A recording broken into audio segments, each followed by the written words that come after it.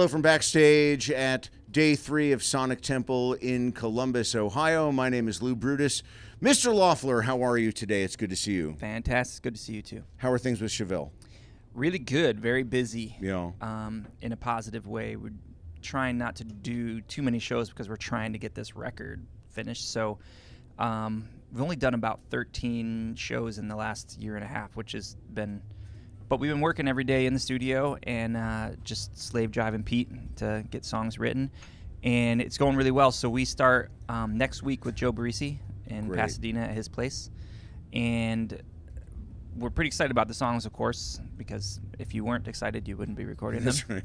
Be a bad time to go in the studio. Bad time. But it does feel like a lot of push because we have to get in there and do that. And then we go to Europe for a week. And then we're going to do a 10-week tour through the summer. So it's a lot, but it's good.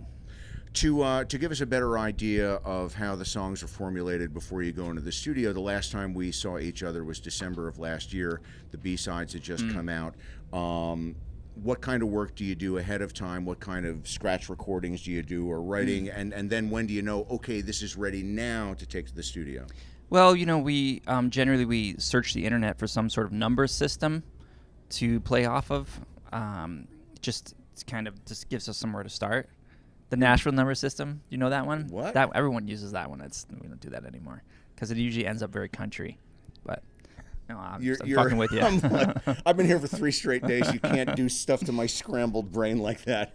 It's just a matter of Pete writes a song and we just sit down and try and learn it as a band and then start cutting it up to the important parts and then demo it and play it again, then send it to our producer, and he says this all fucking sucks and sends it back to us, and then you rewrite. Well, I could do that. We throw Pete back downstairs and tell him to go do it again. Yeah. And he does, and then we do all that stuff again. And that's actually really the process. And again, how much room do you leave then to go into the studio and then make adjustments, changes? I mean, we're open to everything. And it's really good because we do have somebody that we trust, which is Joe Barresi, that can weigh in on a song. I think, though, Pete's a bit of he likes to try everything he can think of. So he'll spend weeks and weeks on one song trying just to make sure that he's found the best thing that works for whether it's a solo or a melody or even just for lyrics. Are those the best words that fit in this place? So it's just putting that time in, doing the work, doing the research, really. Is there anything that you haven't done in the studio yet, a technique, a drum type, a sound that you thought, oh, maybe we should give it a go this time around?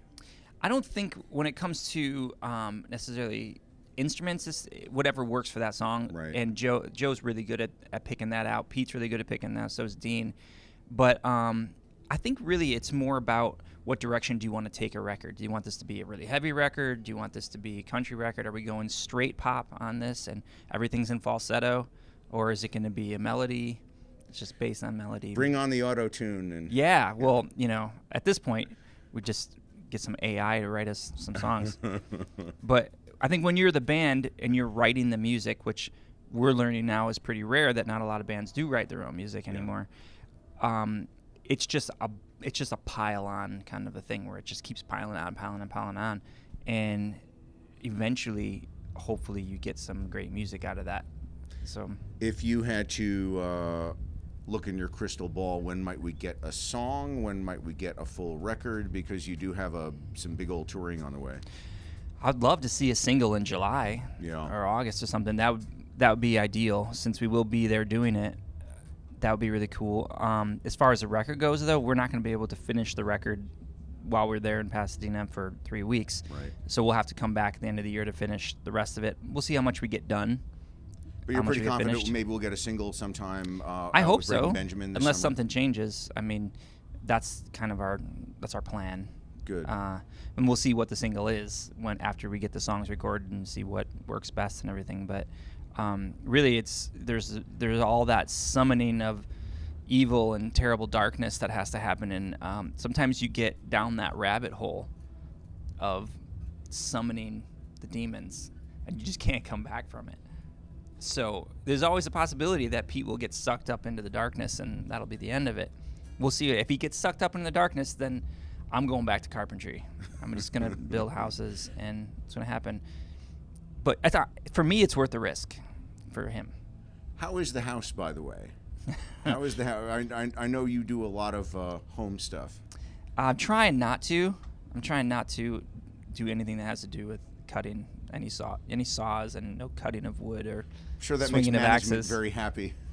It's the skateboards that scares the management. Are you still boarding? Well, we still just longboards and stuff. Yeah. But and you have some great parks near you and some great areas. we right? do, but I don't do that anymore. It's just the bones don't heal the way they used to. Yeah. Yeah. I stopped years ago because Yeah. they'd see me coming and laughing. It's not a bad idea. It's not a bad idea to just protect yourself a little bit at this point in your life. Yeah. And actually, serious question about that. If there are, we'll call them dangerous things that you might do that you could sustain an injury, do you need insurance on that? Do you need? Do you offering me insurance? Well, maybe, sure, yeah. But is that something management has to worry about? Promoters for a tour or anything? Well, now we do. I wasn't worried about it before. Big fat mouth. Now I'm worried about it. Man, honestly, we fly by the seat of our pants. There's no insurance for anything. If you fail, you pay for it. That's it. I mean, physically and monetarily. If something bad happens, that's just it. I mean, you can have insurance for everything, but it's insurance for like, this is kind of interesting. Insurance for a band guy to get paid for not doing a tour, you have to basically lose a limb in order to have something realistic. God forbid, yeah. Yeah, and it's expensive. So it'd be like, oh, I can't work anymore at all because I don't have a butt anymore, so I can't sit down. I lost my butt. So we'll never quite know what Gene Simmons was paying from Kiss for his tongue insurance that he actually, I think that was for real, that they took that out. That's possible. I know, but I know some friends who do that kind of stuff. They do one-day insurance and things like that. Yeah. But wasn't that the rumor about? I don't know, but like, you know how like the par 3 and you go out and play a charity golf game or something, right? And yeah. like there's like, oh, you get $10,000 if you, or $1 million for a hole in one, and they have to take out insurance in case you have to pay it. Right, and so they'll pay, the insurance will be $40,000, and then if somebody gets it, they pay the $1 million. So there might be a one day. Sam is going out to skateboard, and for this one day alone, we've got insurance on this guy's limbs. I think what I'm finding out is I need a better insurance agent. Well, there you go. Yeah. I'll try and find somebody for you in the meantime. No, please don't contact he or I.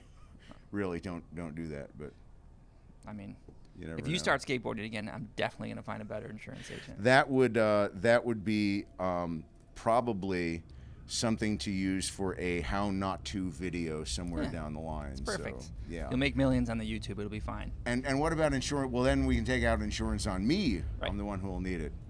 Great to see you. Yeah, you too. And looking forward to seeing you this summer. And again, hopefully a single sometime. Yeah, we'll see. But thanks for the support for all the years, Always. and we appreciate it. And yeah, hopefully July-ish, August for a single. Good. We'll save us some time then, so when we have something concrete to talk about with new music, we can kind of go back and pierce it. So fantastic. Good stuff. Yeah. Chevelle backstage at Sonic Temple in Columbus, Ohio.